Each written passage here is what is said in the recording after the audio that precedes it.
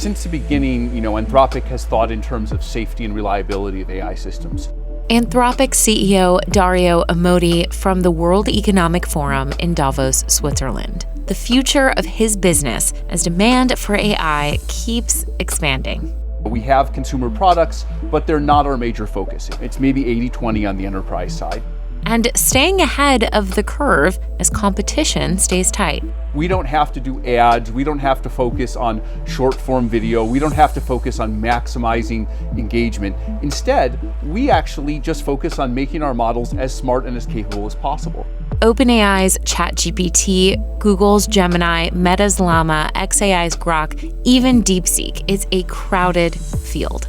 Amodei on the competitive edge of Anthropic's Claude. I actually don't think some of these other models have enough incentive to get smarter, have enough incentive to become capable of more tasks across the board, and we've been able to focus on that more. I'm CNBC producer Cameron Costa. Squawk Pod reports from Davos 2026. Anthropic CEO Dario Amodei begins right now.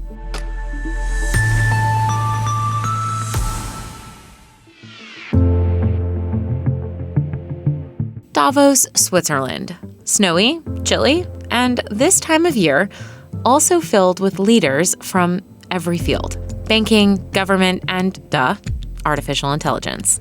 Joe Kernen, Becky and Andrew Ross Sorkin spoke to many execs this week, including OpenAI's CFO, Sarah Friar. You can catch that interview on your podcast feed if you scroll down. They also spoke to another giant in the AI space, Anthropic founder Dario Amodei. Anthropic's Claude model is up there with ChatGPT and Gemini in terms of popularity, but Amodei says it has an edge. Here's Andrew on our outdoor set in Davos.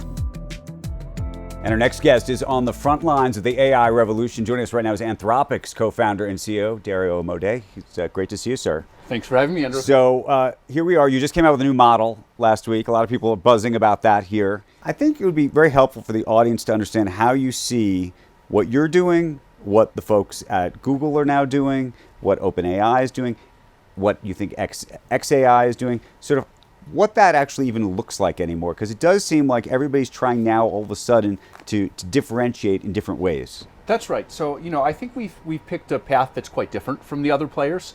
Anthropic, since the beginning, Anthropic has thought in terms of safety and reliability of AI systems.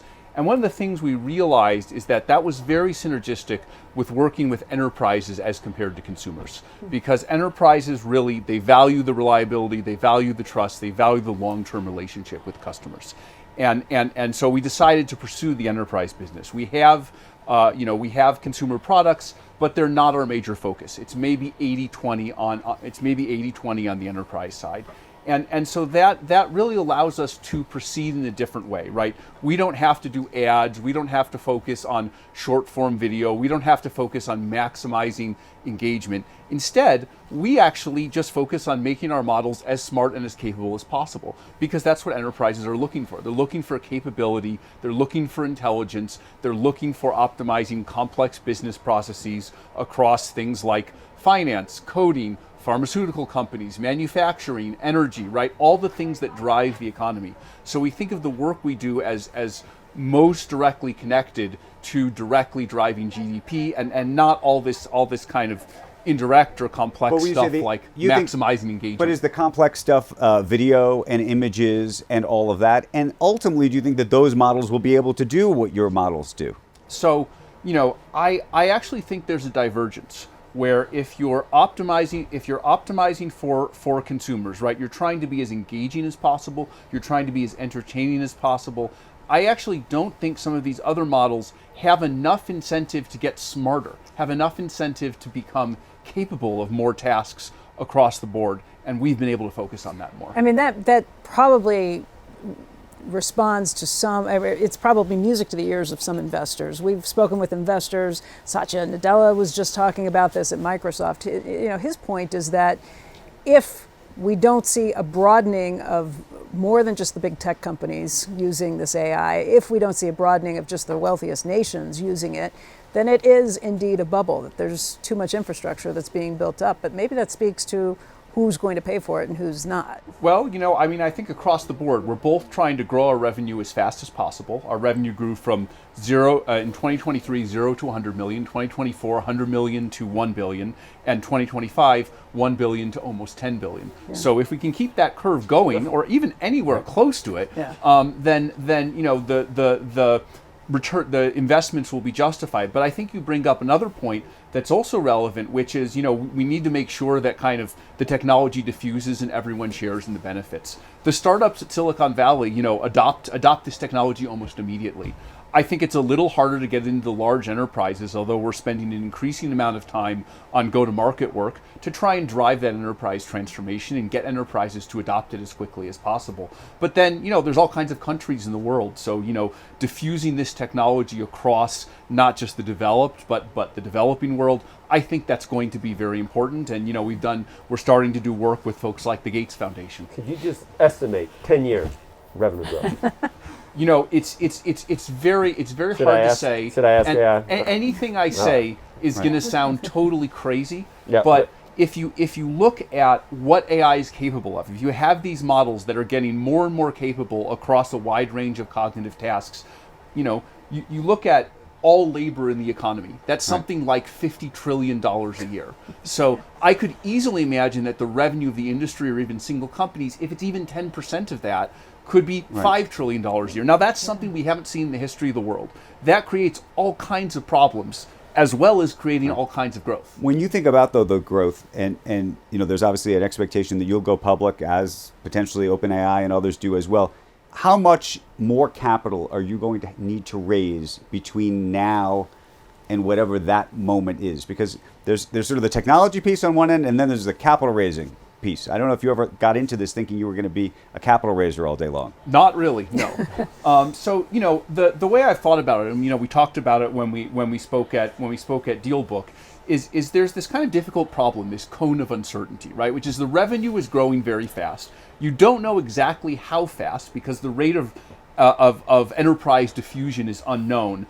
But you don't know whether your revenue next year is going to be 10 billion now, is it going to be 20 billion, or is it going to be 100 billion next year? You don't know. You don't know anywhere between that, and yet you have to buy the data centers. So what do you do? 60 to 80%. Yeah. Well, for 10 years, starting at 2024 to 2028, 130 to 150. Which model's telling you that? This is ChatGPT. Ooh, don't tell him that. I thought they'd lowball it. I don't know. What do you do when the cone of uncertainty is that wide of a disparity? There are a few things that are your buffer.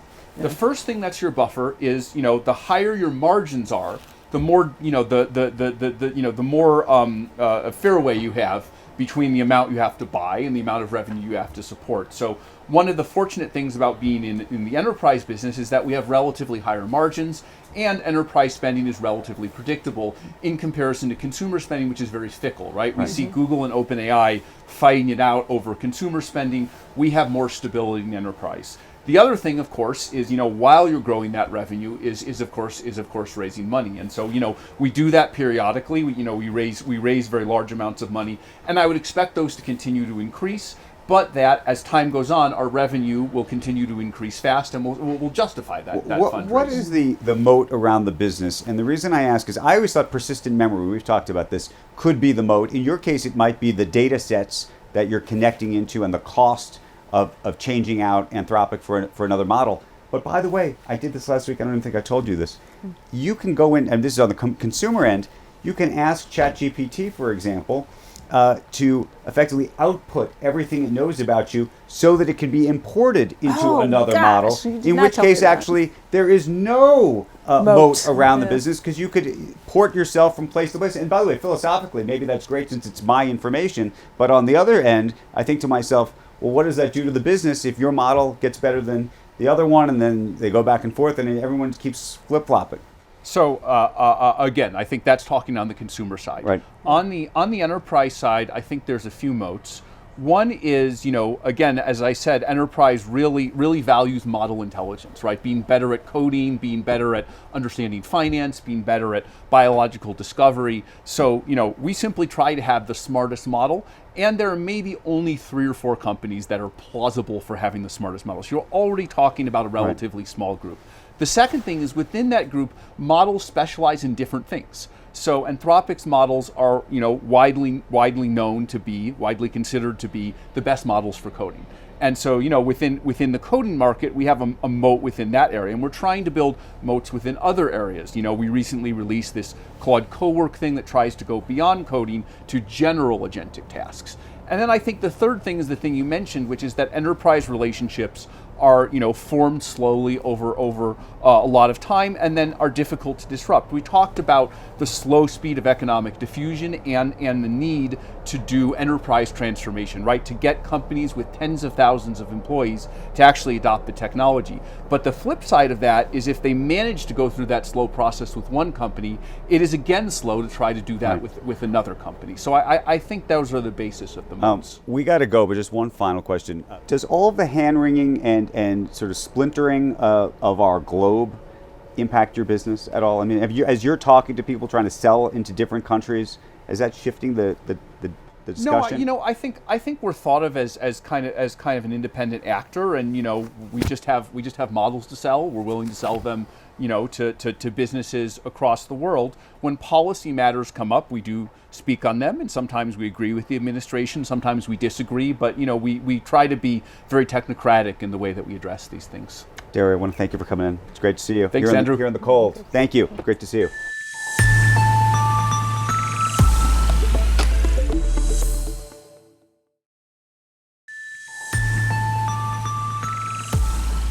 Thank you for listening to this special Squawk Pod Reports from Davos. I encourage you to stay a while.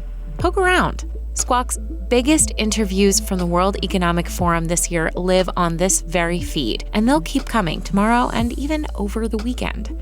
Joe's full interview with President Trump, Becky's full interview with Amazon CEO Andy Jassy, Andrew's interview with Bill Gates, and so much more. Just hit that follow button, and you can catch each one every time we post. Squawk Box is hosted by Joe Kernen, Becky Quick, and Andrew Ross Sorkin. Squawk Pod is produced by me, Cameron Costa, and Zach Valisi. Katie Kramer is in Davos, and Julie Trass, our editor, is here stateside. Have a great day.